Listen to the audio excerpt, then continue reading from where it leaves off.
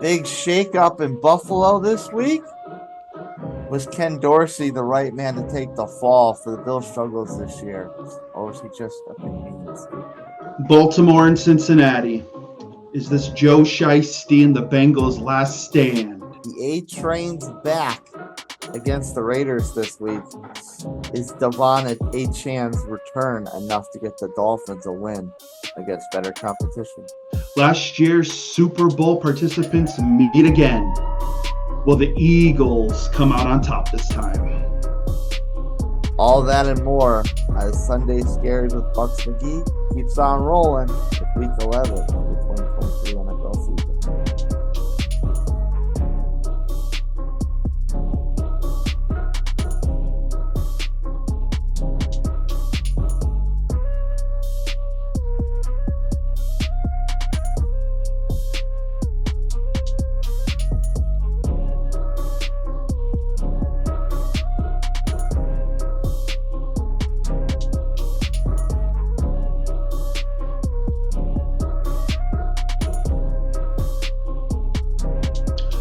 Nutmeg, another week of football, another week of intrigue. How you doing today, sir? Good. Intrigue and injuries, it would so seem. And we got a couple pretty big ones right off the bat. Here we are. We'll talk about it more in a minute, but we thought the biggest one we were going to talk about this week was Deshaun Watson. But sure enough, Thursday Night Football takes the cake on this one. Oh, yeah. Joe. Just can't fight the injury bug, it looks like. Yeah. And with that, possibly the playoff chances of the Cincinnati Bengals.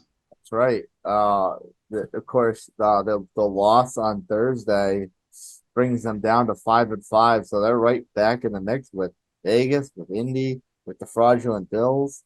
And on top of that, Joe has what looks to be a sprained wrist. And this was a really odd injury to me in this game because the way it looked when he threw and he kind of like doubled over a little bit and grabbed his wrist, it kind of gave the appearance that it was one of those freak plays where you go, you throw, you slap your hand on the back of a lineman's helmet. Mm-hmm. But it was completely non-contact. So it was a very, very odd freak injury, if that's what's going on.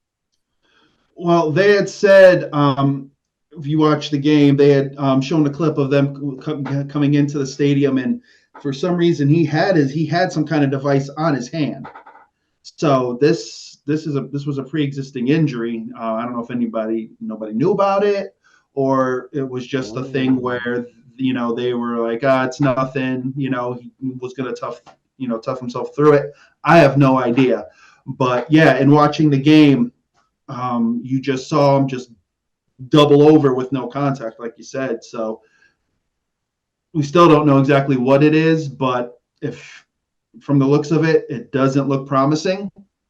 And they still were working on that calf a little bit. I don't know if it was precautionary. They were hooking him up in between series, a massager on that calf. So if Joe's not healthy, honestly, Cincinnati season's over. You start prepping for next year. There's no two ways around it. And speaking of the calf, it's almost Calfgate Part 2 if he had something going into the game that he didn't disclose to his game.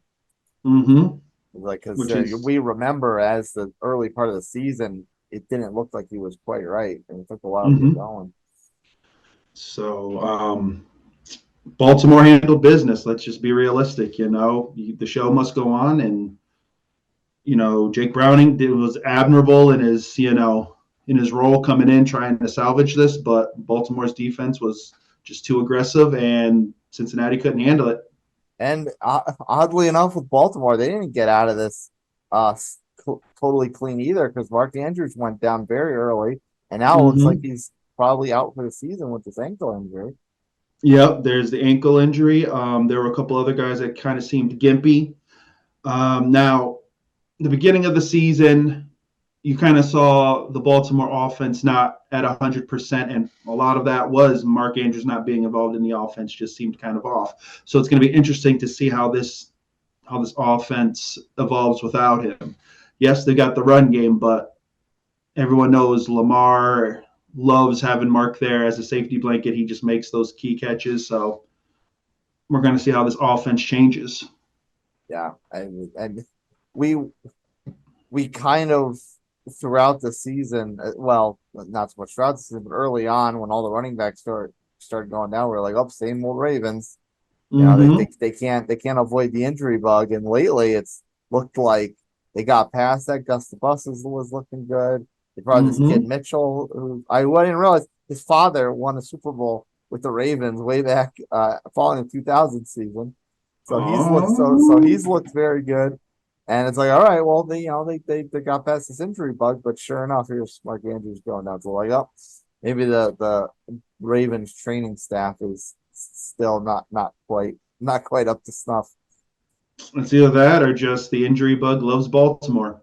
Yeah, Let's be honest. So, and let's not forget, Lamar got a little dinged up as well in the game. So, they would be very smart to get him rested up and such because if he goes down, just like Cincinnati, season's over. So, again, Baltimore did what they needed to do. And at this rate, firm control of that division. So, yeah. Can you imagine if all three starting quarterbacks go down within a week, and that just like rolls out the red carpet for Pittsburgh to run the division?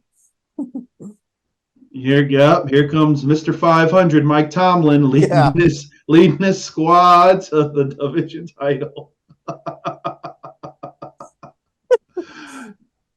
Hey, now it's a situation where, now Steelers have to sit there and say, you don't wish injury upon anybody, but this opens the door. well, well, we'll touch base. We'll touch on this game a little bit. It wasn't, it wasn't that great. Baltimore kind of got out to an early lead. Mm-hmm. Then the Burrow injury took place, and it kind of never really got too close from then on out. Mm-hmm. But as it was going on, as Baltimore was building out this league, I mean, I did kind of like the way Lamar was playing and his continued recent stretch of success this season, where he was Mm-hmm. airing it out a lot more. Flowers got loose a couple times. There was one play where Lamar actually overthrew Beckham, but it like as the ball was in the air, I almost thought it was going to be rehappening of the Giants catch from years back. Yeah, no, Lamar looked solid. He was able to, he was really, in the pocket, throwing the ball well. This offense has evolved. It's not the Lamar looks for Mark, and then after that, runs away. So he's been able to, he's got, targets that can get open. He can sit and deliver the ball. The offensive line's holding up well. So, it's not going to be 5,000 yards, Lamar, but it's definitely, but the offense is definitely, taking steps in that direction. And, unfortunately, like I said, with Mark Andrews going down, it's going to kind of hinder things a bit. They do have some other, tight ends that are going to need to step up. But overall, no, Lamar looked solid. Much like Kansas City Light, if you will. Lamar looks at Mark and that's it. Like Patrick looks at Trav and Yep, that's it. exactly. Exactly. Except Lamar has guys on the outside who can actually catch the ball. Yeah. Do you think that this running back tandem of Gus the Bus and Mitchell is good to keep them going? They're not going to deal with the issues they've dealt with in recent years. As long as they can stay healthy.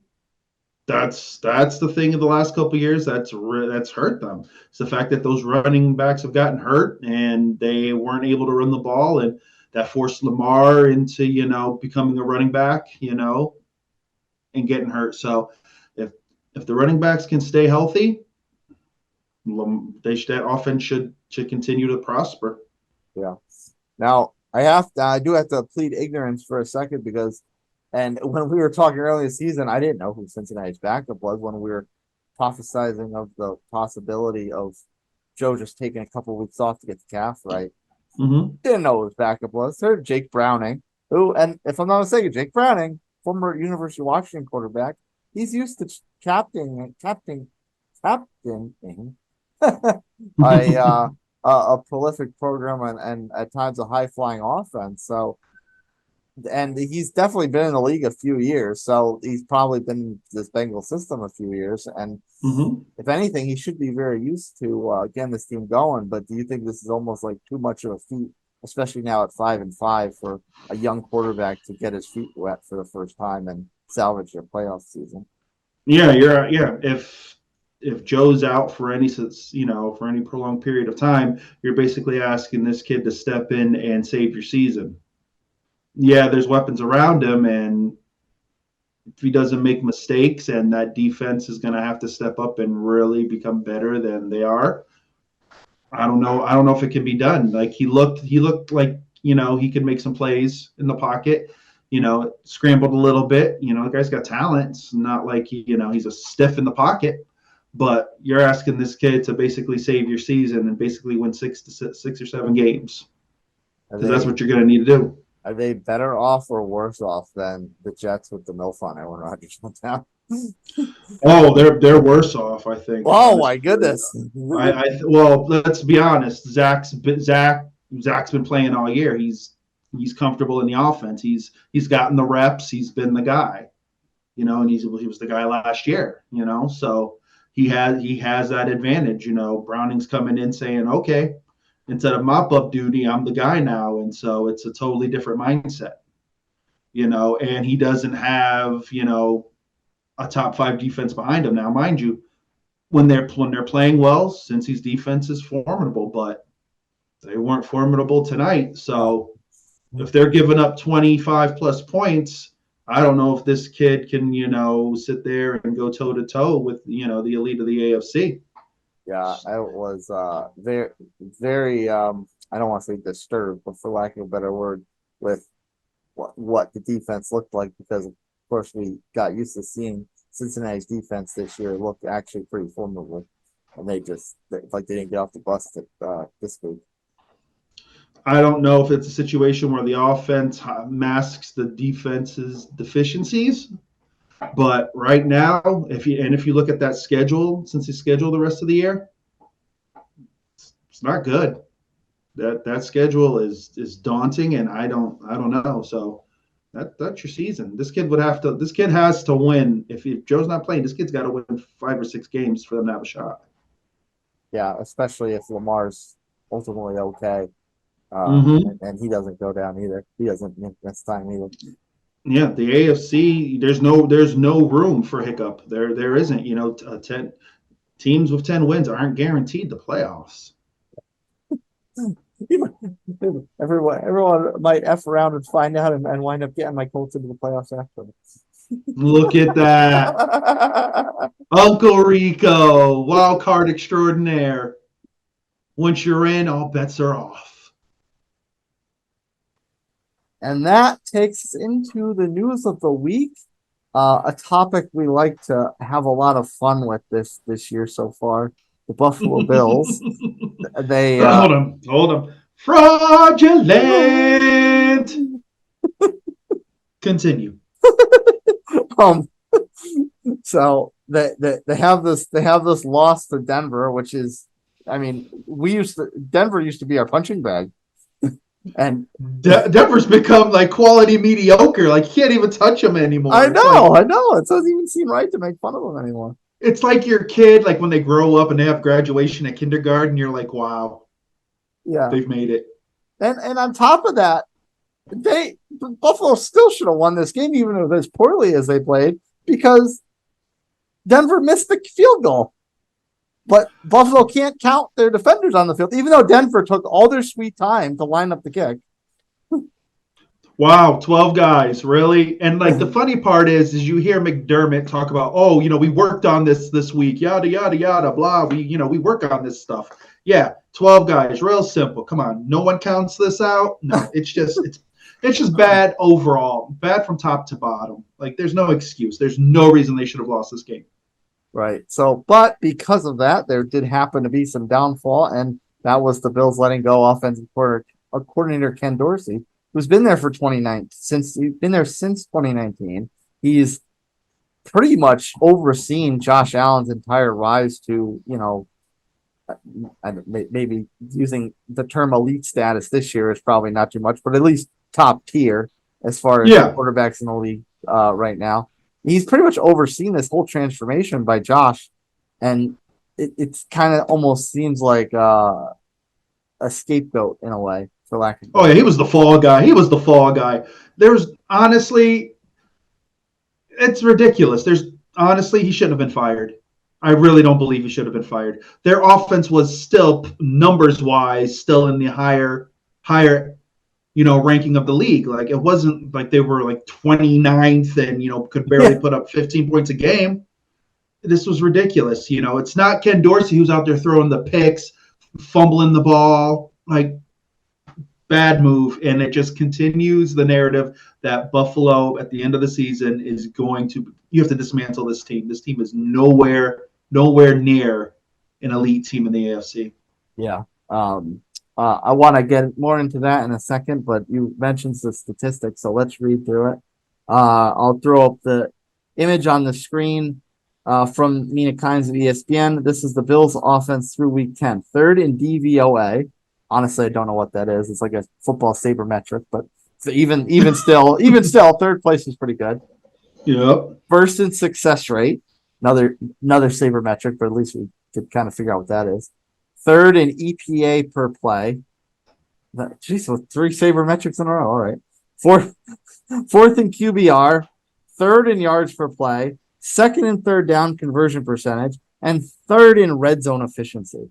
So what you're telling me is that they're good. Their offense is solid. Yeah. I mean, what's the lowest on there? Fourth? Everything else was 3 or better? I don't think that's Ken Dorsey's problem. Nope. This was Sean McDermott saving his job. That's what this was. He was like, let me make a move now because if not, they're coming for me. And I still think they may. But the offense can move the ball. It's just Allen's either fumbling, throwing interceptions, and it's a mess. It's just a mess. And Dorsey shouldn't have been the fall guy. Yeah, that was my next point as far as dismantling this. I mean, at the end of the year, if this is if they don't go on a tear now in the last 7 weeks, obviously McDonough's going to get fired at the end of the year. You can't move on from Allen because you're paying him too much money. So you pretty much have to trade everybody else. You're going to have to get rid of Gabe Davis. You're going to get rid of Diggs. Diggs is probably the first one to go. Because there's already issues with Diggs and his brother tweeting out about 14 doesn't deserve this, and I think Diggs wants out, and I think the logical place he wants to go is play with his brother. So I'm sure that's that may happen. But yeah, I don't know if they fire McDermott just yet because of the early success. I think he's on the hot seat, and it's going to be one of those. This is your last straw because who are they going to get? Like, honestly, unless they're going college route, they're not. It's not like they're going to bring in, let's say, Washington gets rid of Ron Rivera. They're not bringing him in. Yeah. It's like, yeah, come on, Riverboat Ron. You couldn't do it in Washington. Come on over to Buffalo. Actually, oddly enough, let's say they do something like that. Not necessarily Ron, but an established coach. Or maybe specifically in the case of Ron, that's almost maybe a better. Let's say they keep the team together. That's almost like a better situation they had in both Carolina and Washington. Yeah, but no one's going to listen to him. By like week 6 or week 7, Diggs is going to scream bloody murder. He's going to sit out. It wouldn't work out. They need to really look at this team and say, what can we do to improve it? And it may be addition by subtraction, like you said. Yeah. If Diggs isn't happy, then you'll get a quality haul for him. Gabe Davis is hit or miss every week. You don't know what you're going to get. Running the ball has been somewhat decent, but, Cook's fumbling the ball now all of a sudden. So your defense is getting older. How many years does Von Miller really still have? He's still decent trade value. I think you kind of have to say, the teams that they're going against in the AFC are younger. So just reload, redraft, and just build it up again. If you feel McDermott can work with the young guys, I think he's a decent coach. I don't think he's the problem. I think Allen needs to figure out the whole gunslinger mentality he has. Yeah. It's time to let it go. You got to be smart. It's okay to throw the ball away and live another down. You don't have to try to truck 4 or 5 linebackers to get a yard. It's not worth it. If you had to, and I mean, we don't necessarily want to point fingers, but if you had to, I mean, we are pundits in a way. Would you put the blame on the players or on the coaches? I think blame goes all around. I think you could sit there and say, all right, Josh, did you really need to throw that ball? Did you really need to try to run for an extra 2 or 3 yards? Why not slide? McDermott, okay, let's make sure we got 12 guys on the field. That's something that we coach.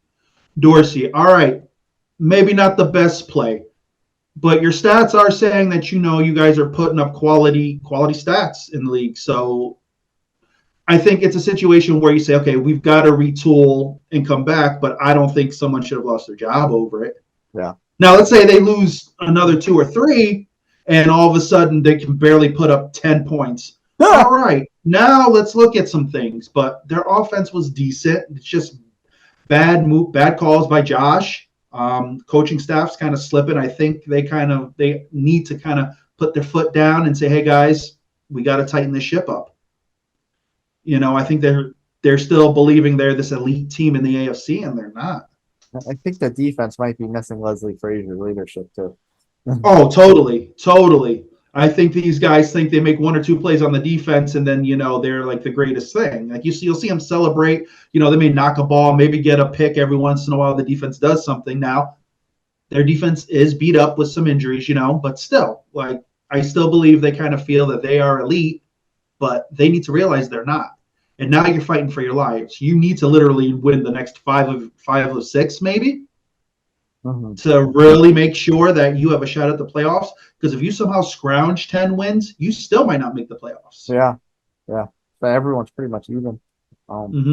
Now, the other big news of the week is, and I kind of feel sad, now we can't have our regular back and forth of whether Deshaun Watson's going to play every week. This has turned into such a cluster. This is going to go down as the worst trade in NFL history. It has to, unless Watson wins a Super Bowl with Cleveland. It's going to go down as the worst trade ever. No one will trade for him. The contract is an albatross beyond belief. Like they're going to owe him money forever. This is beyond Bobby Bonilla back in the day. That's owing him $1 million a year. So this is bad. This is really bad. And think about this. Do you know who they traded away on the last day of training camp? Oh, Josh Dobbs, right? Yeah, think about that for a minute. Think about that. If you had kept Josh Dobbs, you might actually be in a better position. Yeah, and they still have maintained a pretty good position. Yeah, think about it. Like at this point, you would have said, all right, go ahead, Deshaun, whatever. Maybe you would have eaten that money and said, you know what? We found our guy. Because he's lighting it up every stop he goes. Literally everywhere. If Minnesota was like, you know what, we're gonna let you go. Who knows? Maybe the Jets pick him up for 2 weeks and there you go. Greatest offensive output ever for 2 weeks. He's like a 2 week and done guy. That's all you need. Josh Dobbs. Sell you some tickets. But yeah, Cleveland, nice move. You let Josh Dobbs walk out, and now you gotta handle it with PJ. Guy's got heart, but this team is going to hang itself on its defense. The defense is gonna have to create turnovers. It's just Cleveland's in a bad spot. Would they get better off going with PJ? Because I think they're committing to DTR this week. Like at this point, it doesn't matter who you put at quarterback. The defense drives this team. PJ, hopefully, he'll play within the confines of the offense. They're going to be a run-first team, there's no doubt. Ford and those guys are just going to run the ball. Kareem Hunt's probably going to get a lot more touches than he has, and they're just going to see what happens. But this offseason, people are going to really question Cleveland. They are going to question this contract and everything about it. And that's why when Cleveland signed this deal, all those other teams were like, nope, we're not touching it. You're stupid, Cleveland. You're creating something that's going to cause problems in the league. And that's why those other teams didn't do guaranteed contracts, because of this. They knew one injury, it's a wrap. And they were smart to do it. They were smart. Those other teams were smart to hold on and say, hey, you know what, Joe? Mr. Burrow, we love you, but we're not going to do guaranteed. Lamar, love you. Can't do guaranteed, though. We can't hold us hostage. And those guys understood it. Watson is not the Watson of Texans lore anymore. So here you go. Well, that's what Cleveland thought they were getting, and now you got Deshaun Watson, the cleanup boy at the Moo Moo massage parlor. What do you think, hindsight being 2020, what do you think looks the worst about this trade? Is it the compensation they gave up to get him, or the fact that they gave him the fully guaranteed money? Oh, all of it. You gave up your whole franchise basically for him, and you gave him guaranteed money. You thought this man was worth 100% guaranteed money. He could sit there and say, I got a hangnail and never play another down, and you've got to pay him. Yeah. Like what you've put your franchise back 10 years. This is horrible. And it wouldn't surprise me in the offseason if some of those guys on the defense are like, you know what, I don't want to be here anymore. Look at this. Because they're going to be mediocre at best, because now you're hoping Deshaun comes back. You hope the shoulder's good. What's he going to do, try to rush back and be a hero? You can't do that. At this point, you have to shelve him and say, you know what, we'll see you next year, see what happens, and go with what you got. Just call me Aaron Rodgers with melanin. Exactly. Deshaun Watson's riding in on a donkey, not the white horse that Aaron is on Christmas. That's exactly what everyone thinks Cleveland is. That's right. And a lot of them. Yes, a lot of them. Speaking of riding into, let's ride into our top 3 games of the week. So we'll keep it on topic for the first one, and that is the Steelers versus the aforementioned Browns. It probably looked a lot more even with the prospect of Deshaun Watson starting, but obviously that's not a reality anymore. And maybe this game doesn't look quite as good as it did 4 days ago. No, but it wasn't like Deshaun was throwing up 300-yard games and like 3 tutties a game. His stats were almost what Kenny Pickett was. Like, let's be real, Kenny Pickett isn't lighting it up either. It seems like Pittsburgh's running game has slowly started to awaken. Najee scoring now. We can't make fun of Najee anymore.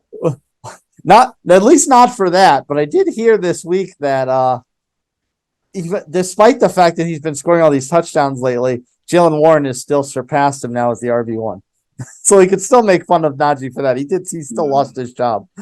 Yeah, he's like the poor man's bus now. That's what he is now, I guess. Yeah, Warren, I give the guy credit. He's a better receiving back, and when he's in, that offense seems to click a little bit. But Pickett and those wide receivers really need to start showing out a lot more than they have. Mm-hmm. If this is a game where, points are at a premium, which it might be because Cleveland's defense is still elite. Cleveland's defense is awesome. Let's be realistic. This could be a 17-13 game, I still think it holds some magic because that division, historically is always good. They're hard-fought games. It's the Steelers. It's Cleveland. So the game will still be entertaining. I honestly don't. When I watched this game, I wasn't watching it for Deshaun anyways. Let's be realistic. I don't think anybody was. I actually am watching it more for Myles Garrett and that defense. Yeah. So I still think this game will be solid. It's going to be whoever survives. Yeah, I mean that's of course the other side of this is you have 2 extremely good defenses, one led by Myles Garrett, the other led by TJ Watt. Should we expect something that's going to be like 10-7? We say that. Or is it going to be one of those ones where we say it's going to be low scoring and then it winds up being 30-30? Exactly. I think it could be mid-teens, low 20s, maybe. Mhm. I guess you trust Pickett more than PJ a little bit.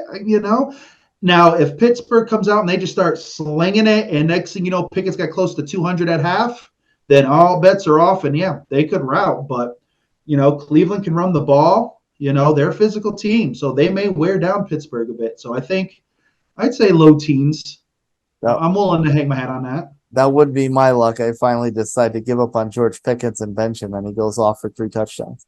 Yep, and have like the catch of the year, and then you're just sitting Yeah, there shaking your head, going, yeah. He leans out and goes for a Odell Beckham stretch flip over his heels type of it's like dive. it's like Randy Moss, just straight down one-handed Oh yeah, down that's the great. middle of the field. It could be Yeah, something like that. the most impressive part about that Randy Moss touchdown was the fact that it was like a 50-yard pass.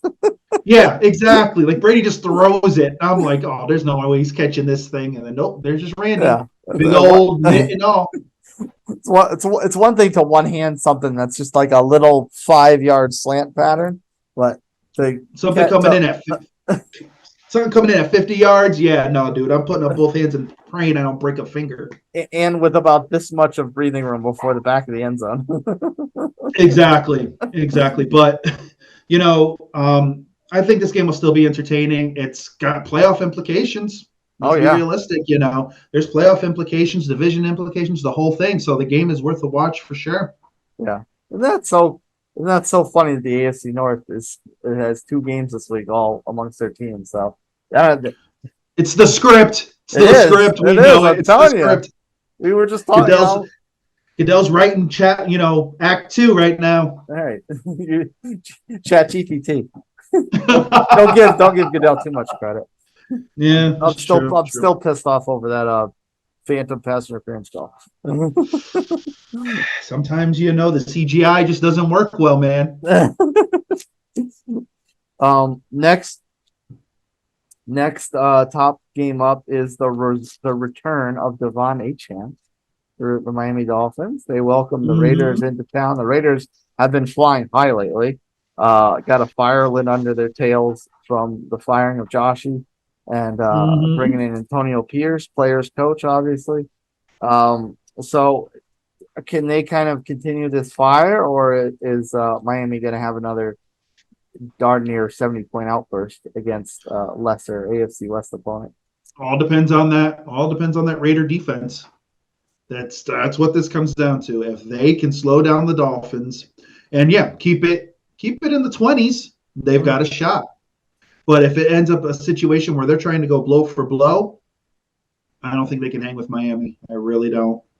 I know Mad Max and those guys are playing with heart, and they're this whole renewed energy. And Jacobs has played well. He's run well last couple of games, no doubt. But you got to be able to slow this Miami offense, and you got to get to Tua. If they can get to Tua, then yeah, all bets are off. This is going to be a wild one, but I don't know. The Raiders haven't shown me enough in the past game to be that confident. How do you handicap the Dolphins backfield now that Achane is back? Is this going to are they going to kind of, because McDaniels was saying that him going on the IR was more of a precaution than anything. So like, is he going to come back and be kind of a split situation? Or is I think you have to. Achane just, he's the dog, he's the horse again, he's the young guy. Let's go. I think they have enough weapons where you don't have to bring him in this first game and ride him into the ground. Like, you got to see what he's got. It's been a couple weeks. He still, you want to make sure he's in game shape and such. You don't want him, tweaking something first game back. Like, I don't think you have to ride him in that hard this first game. Put him in, in some, good situations, get that confidence back up. He should be fine. And then they should be ready to go. I think they don't need to press him. I think they more need to worry about the passing game and getting that back on track. If let's say they give him a couple weeks splitting carries and he's back to being his 170-yard 3-touchdown output type of phenom. Do you think they start to wean off Mostert a bit more? I think it all depends on where they are come, once really you start talking playoffs, where the seeding is. At this point, they should win the AFC East. There's no reason they shouldn't. Like, let's be realistic. Unless they totally collapse, that's their division. So at that point, you're now looking to say, okay, do we got a shot at the 1 seed? What's KC doing? So you're looking at, maybe grabbing the 2. I think you just take it game by game. If he's the hot guy, yeah, but you also want to make sure that you're as healthy as possible come playoff time. So I think they're going to watch and see. Probably, like I said, they've got to work on the pass game a little more. I'd like to see a little more. It doesn't have to be the big plays, the big 30, 40-yard bomb, stuff like that. But I'd like to see a little more consistency in the shorter game. Well, will Aiden O'Connell get embarrassed this week, or can he kind of at least put up somewhat of a respectable output? I don't think they're. I don't. You know what? It's guys like this that you don't know. You're like, yeah, give him, 20 plays he's comfortable with, and we'll see what happens. They may just say let it rip, and who knows if Miami sleeps them, he could, throw for 270, 280. You don't know. Like, the kid seems like he's got a solid arm. Seems he can move decently in the pocket. This is a trap game for Miami in the sense that they should beat the Raiders. They should. But we're supposed to lose by 50, so let it rip. Yeah, right, exactly. So it's one of those things where Miami just needs to shore up the defense and just play smart. But and they got to stop the run. If they can stop the run, then Miami should be good to go. But if for some reason Shakeups is getting chunk yardage and they're letting this kid kind of get comfortable in the pocket, stranger things have happened. So speaking about stranger things, talk about how the seasons have gone for the aforementioned Bills as well as the New York Football Jets. Obviously, this matchup looked a lot different 2 months ago. It maybe even looked a lot different off of week one. Week one, obviously, this was the game when Rodgers got hurt.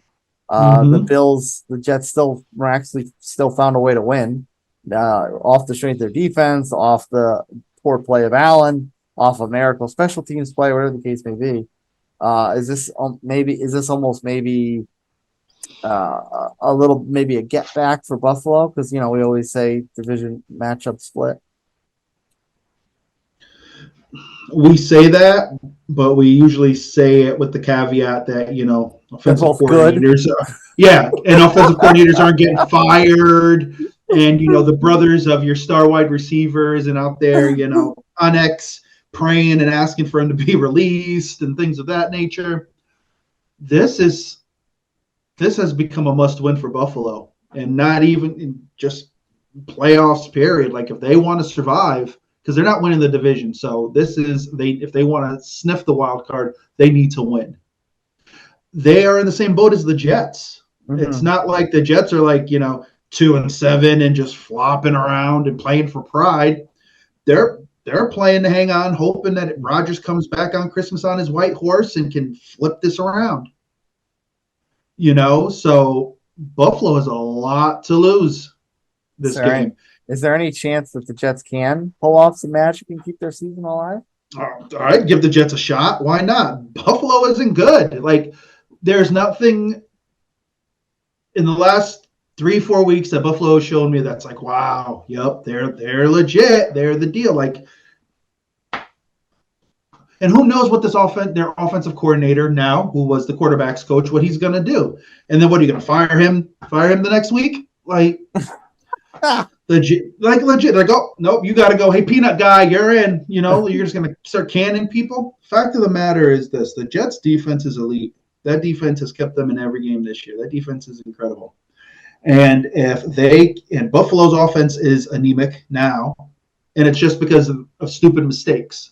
They can score points, but they just cause stupid mistakes at the wrong time. And the Jets, especially at that secondary, if Allen decides to start throwing the ball like a gunslinger, they'll end up with 3 or 4 picks easy. So no, the Jets can win this game. It might be an ugly 13-10 game, but you know what? The Jets are learning to win those games. And if that's what happens, if Buffalo loses this game, they'll be calling for McDermott's head. The fans will. At this point, they will be like, this is it. It's over. So Josh Allen needs to be smart, really smart, and they need to play mistake-free ball. You think there's a chance that Josh he's just so disconnected with the way it's gone lately? All the close playoff losses, losing the Chiefs, losing the Bengals, this season being a disaster. Do you think he's just become so disconnected? He just doesn't care. That he's just calling whatever play he wants, regardless of whether it's a good call. He's just lobbing it up in the air, kind of throwing inhibition to the wind, that sort of thing. And maybe that's kind of what's going on. If he's in that mindset, then why are you even playing the game? Everyone's put him on a pedestal as an elite quarterback. He's, possibly the best in the NFL and all of this. And if you have that much of a disconnect and you're just like, I don't care, I'm just going to throw it and see what happens, then you got a problem. You need to look at yourself. And maybe this organization needs to say, you know what? If you can't do it here, then maybe it's time for a change. Why not? If he really feels that way, then he needs to speak up and they need to say, all right, well, you know what? We don't want you here. Let's trade you somewhere. And they will get $1.5 million for him. To the Jets. Yeah, sure. To the Jets. Sure, go to the Jets. But that would never happen. Aaron's like, I'll go back to Green Bay. I'm sorry. But no, at the end of the day, if that's what he's feeling, then he needs to look at himself, because if you're an elite quarterback and you're the face of the franchise, how everyone has made you to be and how Buffalo has embraced you, then you have a problem. And you really need to look at yourself and get this fixed. Yeah, and that's the thing for me, because it's just their struggles, and his struggles particularly, it's just so nonsensical. It doesn't make sense based on what we've seen out of this team and this quarterback the last few years. No, exactly. But now at this point, these teams are totally different from what they were a couple of years ago to now. No, they need to go in and literally reshape this roster, and not just one or two little pieces. They need to really look at what they have and say, you know what, we need to get younger and faster. And you know what, these guys have been great. We've appreciated you. You've gotten us to this point, but it's time to let you go. Guys like Gabe Davis, who just, like I said, shows up from time to time. Von Miller, maybe it's time to let him go. Trade him. He's getting older. He, at this point, another couple of years, he's going to be one of those guys who, plays 10 snaps a game. He's your specialist, as they like to call those guys. And that's it. Like, it's time to really look at this team and just tear it down and rebuild. Yeah. Yeah, I think it's getting to that point too. It's time. Your window has closed. Yeah. I like that. This is not necessarily part of our top games, but it is probably the crown jewel of the weekend, and it happens on Monday, of course. And that is the long-awaited Super Bowl matchup between the Kansas City Chiefs and the Philadelphia Eagles. I guess the most obvious question to start on this one is, can we get a game devoid of a controversial call to end it? You're asking for a lot, aren't you? After this year, yeah, I think I am. You're asking for a lot. Like, I don't know about that. Oh, excuse me. I don't know. I think what this game comes down to is Kansas City's gonna try to show us what this offense is. Like, they need to put points up. Let's be honest. Now, their defense has been unbelievable. I will give the KC defense all the kudos in the world. But that offense really needs to start showing something. Let's be realistic here, because if they get another injury or something on that defense, they're going to be in trouble. Guys need to stop dropping balls, and we need to see the Kansas City, I guess, of old, I guess you want to say it, you can't have Tony dropping balls and all these guys just not in right spots and just looking, discombobulated.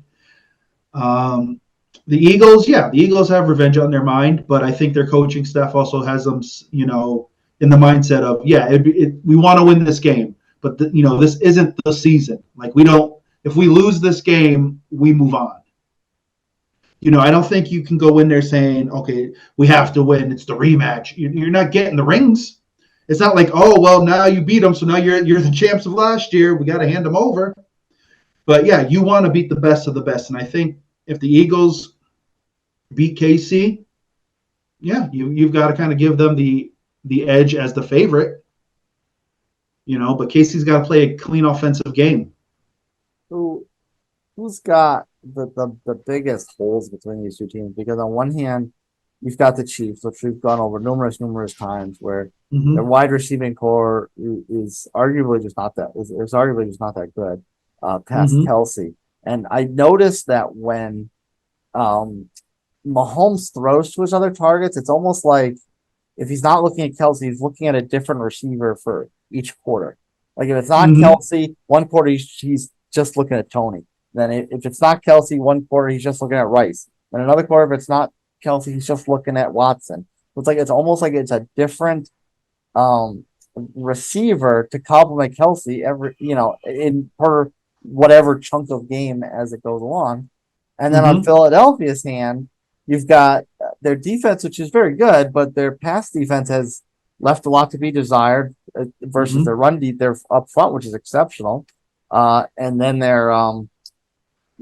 receiving wise, it's been good. Like AJ Brown's obviously been an animal this year, but Devontae Smith he's had a couple of games where he goes off and he's very good, and then Jalen doesn't even look at him. And the running game, which started off very hot this year, has been almost non-existent lately. So it's like, who's got the biggest holes as we head into this matchup? I'm going to say Kansas City because it just seems Philly knows how to win the ugly games. Like if you look at the games this year Philly's played, yeah, there have been some ones where the offense has been on point and just been like, wow, that's ridiculous. And then there are other ones where it's like there's no reason you should have won that game, and they've pulled it out. Kansas City, to me, consistently, I don't think can do that.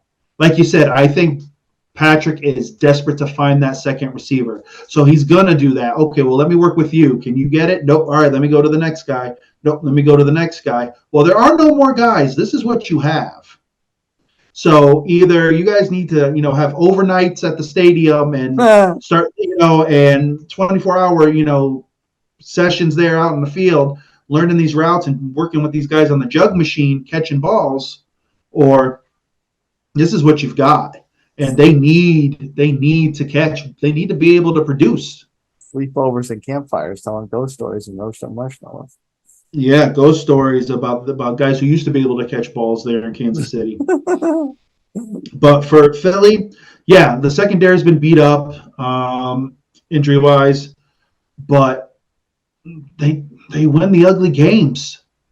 And the thing is, they believe in each other. They believe that they can pull it out. And if it's 4th and 1, it's a wrap. Don't even bother. Like it's an automatic. So Kansas City's writing on the board in the locker room, no 4th and 1s, no 4th and 1s.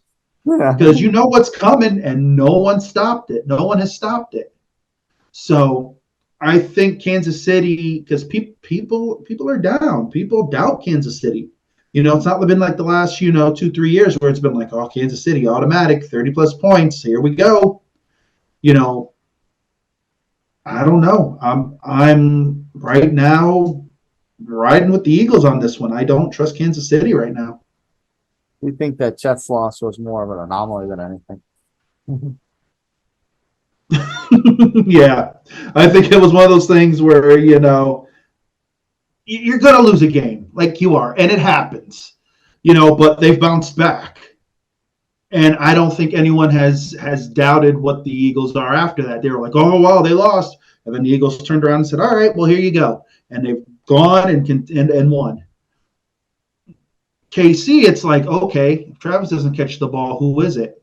Yeah, I mean, that strategy you brought up before about, it's like, okay, now it's your turn.